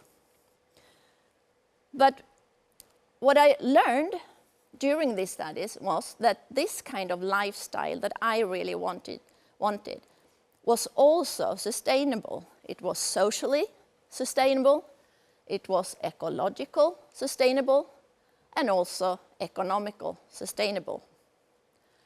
What I also learned is that it does matter how we use our money. In 2015, 193 countries agreed on 17 global goals for sustainability to be reached in the year 2030. It's just 10 years left. The Agenda 2030 is asking us as nations, organizations, and individuals to contribute to a better future. Because in 2030, we shall live in an equal, fair, secure world, completely free from war, from poverty, and from climate threats. So my organization has developed a model, 5E to 5P, that helps companies to step-by-step integrate sustainability into their core business and to transform their business models. I've written 2 books, and I've also started a CEO network here in Uppsala that is called Uppsala 2030, where we all together are trying to make our best to reach the Agenda 2030 on a local level in Uppsala. But today, I want to talk about me as an individual, because I made a choice, and it was to start voting with my wallet for a better future. And when I did this decision, I became to be a very difficult customer. Each time I wanted to buy something, walking into a store, I had to ask all these questions about the raw materials, working conditions, how the production chain, what kind of impact it had on the environment. I also wanted to know if they would repair this product in case it will break, and if I couldn't use it any longer, did you have any second-hand shop for it, or did they collect it and recycle it into new raw materials? After a while, I realized it's easy to not buy anything at all, or to buy it on second hand. But at this time, my boyfriend, Niklas, had his birthday, and I really wanted to give him a nice present. And he has some problems with his feet. So I had a really great idea to buy him a foot massaging device. So I Googled all the electronic stores looking for this device, foot massage, and phoned them because I couldn't find any information about the answers I wanted on my questions. So I phoned all of them, asking them all these questions about working conditions, raw materials, and nobody had answers for me. So one day, I think might be one day after or 2, I got an email from one Swedish company that is called Clas Ohlson. I hope you're listening now.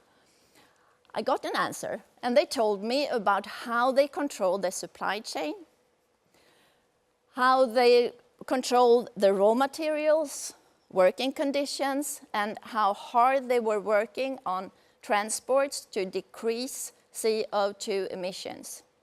They also told me that they could help me to repair the device in case it would break, that they had spare parts in case I wouldn't need it. And they also collect the device when I don't need it any longer to recycle it into new raw material. So I was really happy. And on top of that, when I went to the store to collect this big package, it was a really big package, he's so nice, the shop assistant, that he carries all the package for me out on the big parking lot. So hooray for Claes Olsson. But we have to consider, because just to get some figures on what about consumption. So in Sweden, a year, the total consumption is around 200 euros, 200 billion euros. So together, we can change and we can vote with our wallet for a better future. So think now that you are going to the shop. You have decided that you are going to buy something. You're standing there in front of different products to choose between. The question is, how do you make your choices? Do you choose the cheapest one? Or do you think that it's important to have a good brand with a high image because somewhere you think that you are what you own? Or you dare to be this difficult customer asking these questions and to walk away from the store feeling good about your choice, knowing that you are voting for a better world with your wallet. Now you might think that this is complicated, and maybe you also think that you're just one person out of 8 billion people living on the planet, and what you choose to do doesn't matter in the big whole. But you might also think that you love shopping, traveling, buying new furnitures and to decorate your home. And you might also think that now in the corona times and climate threats that you can't cope with more. But I've been thinking, since I was a little girl, that maybe I could put myself in a rocking chair, 100 years old, looking back on my life to see if I would be proud over my decisions that I made earlier on in life. So I want to take you for a journey. So a journey to the future. So if you close your eyes, I will tell you a story. Can you imagine the year being 2050? You're sitting with your children and grandchildren, perhaps in a rocking chair in the heat of the fire. You sit and enjoy your life, and you're so happy about the world we live in today. Because we live in a completely fair, equal, and peaceful world without poverty and climate threats, where people have time for each other, where we sit and smile at each other and laugh together. You sit and think about the meaning of life and wonder over what it was that happened when we reversed the trend, when we came out of the downward spiral of climate threat, poverty, exclusion, inequality, and war. Perhaps a major reason was that we had started to vote with our wallet for a better future and a better life for ourselves and for our families. You sit and look back on your life and you philosophize about the meaning of life. You look around you. What can you see? Do you see colors, shapes, light? Can you notice what you hear? Is the volume high enough? Do you need a special tempo or a tone? Can you also notice how you feel in your body? You suddenly wake up when one of the grandchildren knocks you on the shoulder and they ask you what you contributed to. What do you proudly answer then? All products have a story to tell if you just ask them. It's invisible when it stands in the shelf, but dare to be a difficult customer and just ask them for their story. My mother, she did not know or didn't think about the mink's life when she was wearing her fur. Today we know so much better. We know about climate threats. We know about bad working conditions. We know that there are people living without human rights. It's time for us to make a change.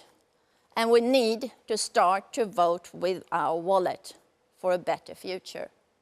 And if you like to join me to change the world, change your own life and the world together with me, join the Facebook group, Vote with Your Wallet for a Better Future. Thank you for listening.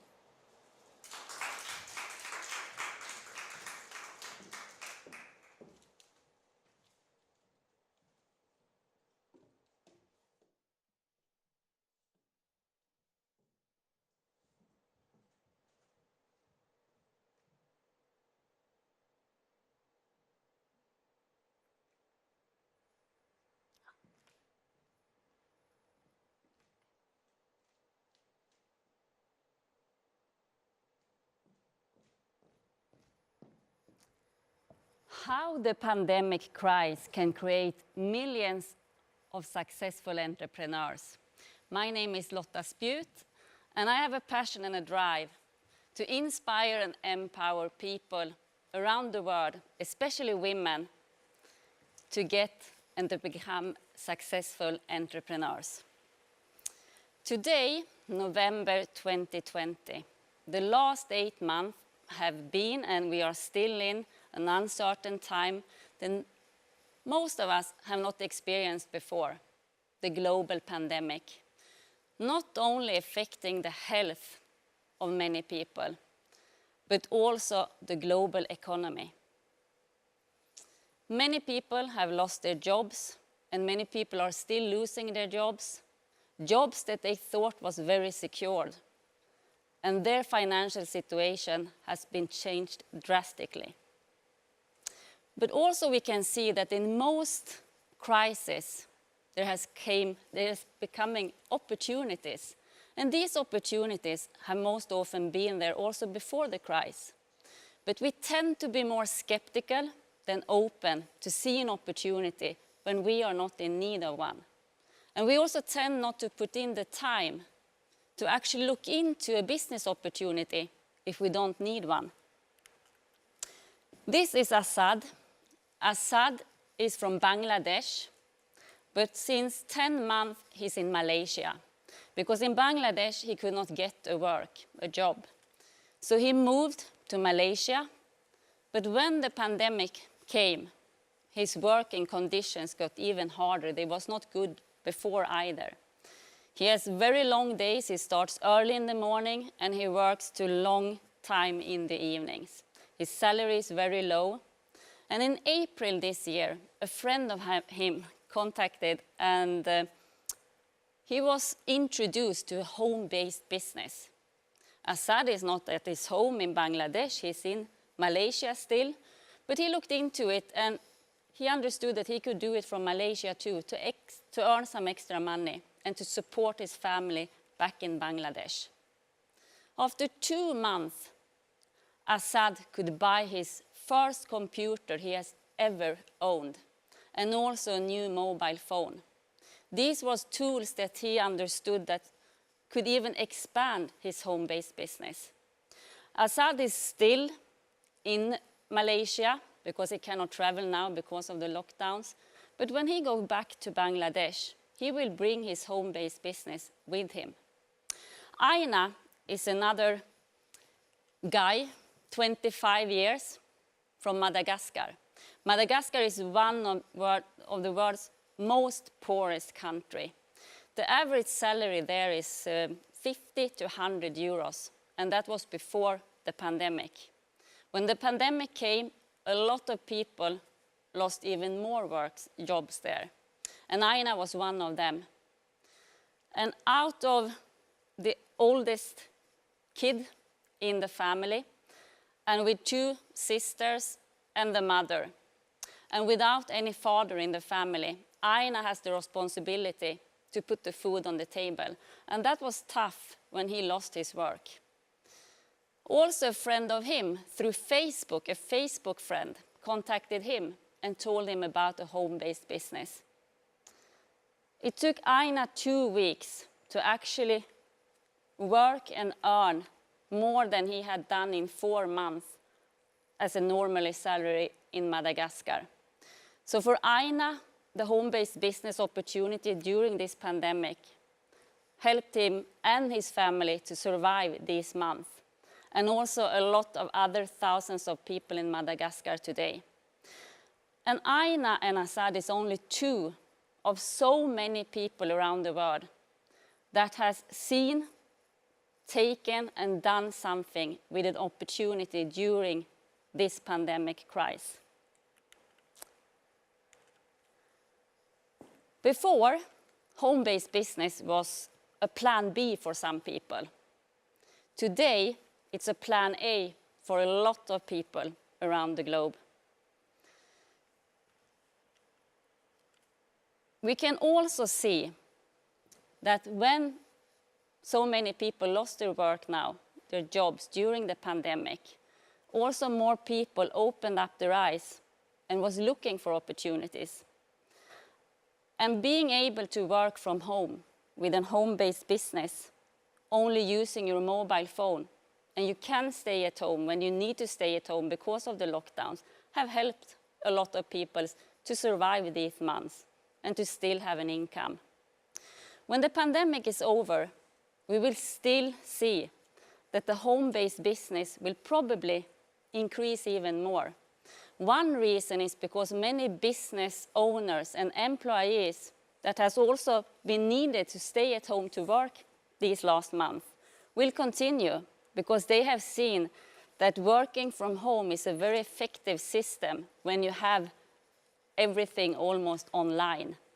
And also the millions of people that now has started their home-based business, many of these people will continue with that. What are you thinking of when you see this word and when you hear me say network marketing? Maybe some of you are thinking about Tupperware, other people are thinking about Herbalife, some people are thinking about people earning some extra money working from home, and some people are thinking about pyramids. And I did the same thing 14 years ago, before I came in contact with home-based business. At that time, I was the CEO of my own company, but I was also working as a teacher for school year 7 to 9, and also at the university. I also hold courses in nutrition and in health, both for companies and for private persons. I do have a master degree, I do have bachelor degrees, I have quite many different degrees. And I thought that home-based business and network marketing was for bored home wives, people without education, and a little bit also actually people that was easy to fool.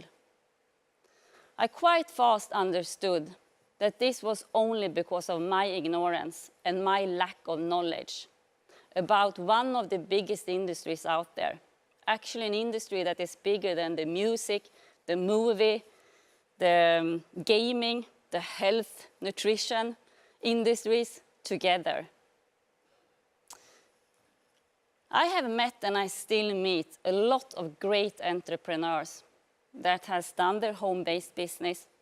Some of them have been home wives since before. Some are without high school education. But also many have had professions like lawyers, teachers, doctors, nurses, military officers, and so on.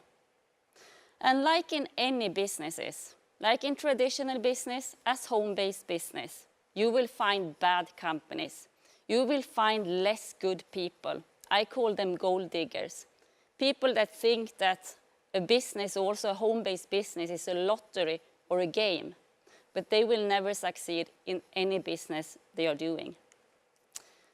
No matter gender, age, where you are born, prior experiences, education, as long as we are teachable and want to have a change in our lives, like Aina, like Assad, and also like Ernie. Ernie is from South Africa. She's an accountant as a profession. But when the pandemic came to South Africa, she was an accountant for an air flight company, and there is not so many airplanes going now.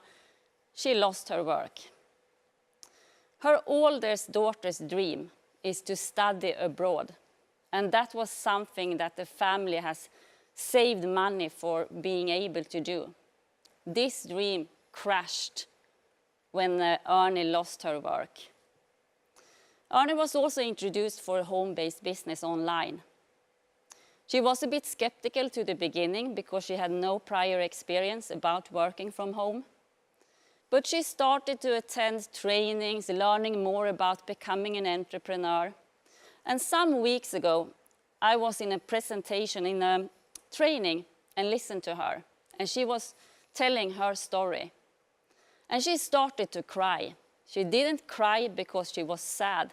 She cried because she was so happy, because that day she just earned enough money for her oldest daughter to study abroad. And she told they could even choose what country their daughter could go to school. So this is the power of being open, see and take and do something with an opportunity during a crisis that we might not have done if the crisis wasn't there. Home-based business will also, if we are open to it, give us something that regular school is not giving. And I know because I have been a teacher for many years. And that knowledge is about goal setting, setting goals in life, entrepreneur skills, leadership skills, and personal growth. This is knowledge that no one can take away from you, even if you choose to not continue doing your home-based business. You can have use of this knowledge also in other parts of your life.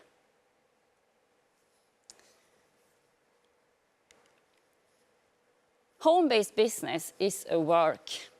No business will survive if we don't do the work. As I said, there also come in gold diggers in home-based business. And it can be a challenge in the beginning, going from being an employee, knowing what you are supposed to do, to both being your CEO and your employee. But if we are teachable, and no matter what profession, prior experience we had, if we are teachable, and we are walking and following the people that has done it before us, like in anything we want to learn, we will have success. But if we start to listen and take advices from people that most often give the most advices, but they have no knowledge, like I was 14 years ago. I thought it was only for home wives and people that was easy to fool. If people had followed me at that time, no one should have started with their successful businesses that I know today. So it is a freedom under responsibility to be working from home.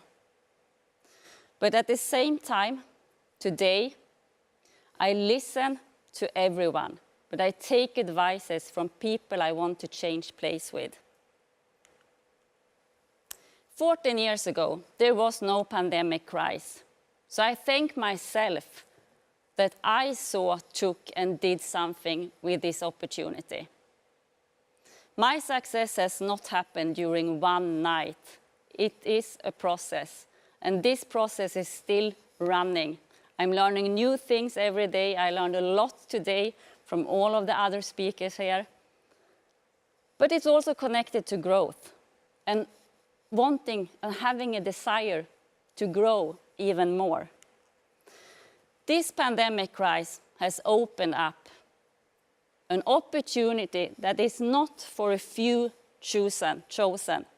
It is for the one who choose to see it, take it, and do something with it. And as I said, growth is connected to changes and this desire of having a change. And there is many people out there today that are in need of this change. So I will round this up with 2 quotes. One is from Sir Richard Branson, and he is a great entrepreneur, but he's also a big fan of home-based business. If somebody offers you an amazing opportunity, but you are not sure you can do it, say yes and learn how to do it later. And the theme of TEDx that we have here today is fearless. And fear is something that stops many of us for doing things that we want to do. So I used to think about fear that forget everything and rise. So start where you are, use what you have, and do what you can. Thank you very much for me.